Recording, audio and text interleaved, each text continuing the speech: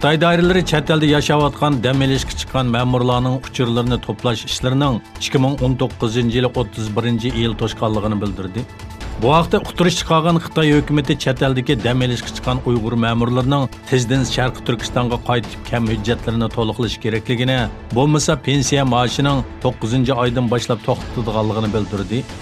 Yana bir tarafdan Fransiyada oilasi bilan yashayotgan Gulbahor xonimga 2016-yil pensiya maoshi haqida kam hujjatlar borligi va darhol Sharqi Turkistonga qaytib to'liqlash kerakligi aytiladi. Lekin u qaytib borgandan keyin pasporti Xitoy soqchilari tomonidan musodir qilinadi va atalmish tarbiyalash markazlari nomidagi yig'ilish lagerlariga qamaladi.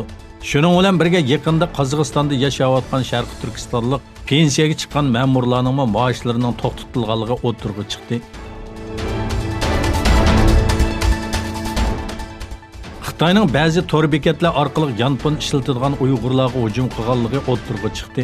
Texnik sanoatiga aloqador xabarlar chiqarilgan TechCrunch to'rining bildirishicha, 2 yildan buyon iPhone'ga hujum qilish uchun ishlatilgan nurg'un yomon niyatli to'rbetlar Uyg'ur musulmonlarini nishon qilgan.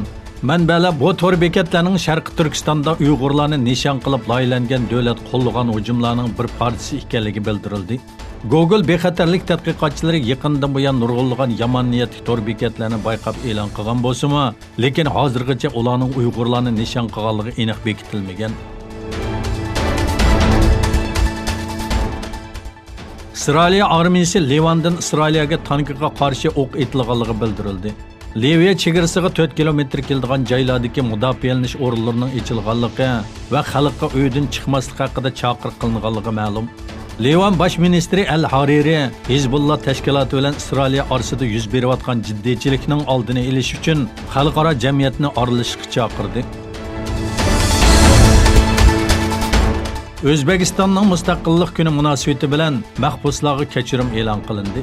O'zbekiston davlat raisining axborot ishxonasi bu haqda e'lon qilgan bayonotda Prezident Mirziyoyevning O'zbekistonning mustaqilligining 28 yillik munosabati bilan qilgan jinoyatiga pushaymon qilgan va tuzitish yo'liga mangan mahbuslarga kechirim qarori chiqarilganligini bildirdi.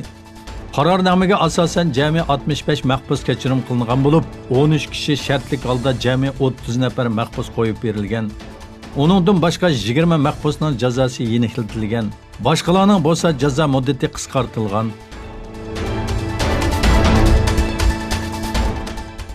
Xitoyning zo'ravonlik siyosatini tanqid qilgan Germaniya FDP partiyasidan bo'lgan parlament a'zosi Orlich Hong Kongda bir davlat ikki xil tuzumning oqmaganligi va Tayvan masalasida qayta o'ylanish kerakligini aytdi.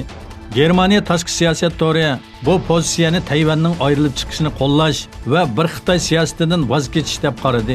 Mazkur to'rning xabarida mundaq deyildi. Germaniya parlamentining bir parlament a'zosi bir Xitoy siyosatiga qarshi bayonot e'lon qilib, Tayvanning mustaqilligini talab qildi. Tayvanning Birlashgan Davlatlar Tashkiloti tomonidan e'tirof qilinishi uchun G'arb davlatlarining tirishchanlik ko'rsatish kerakligini aytgan Germaniya Liberal partiyasi a'zosi Orlich Xitoyga norozilik bildirdi.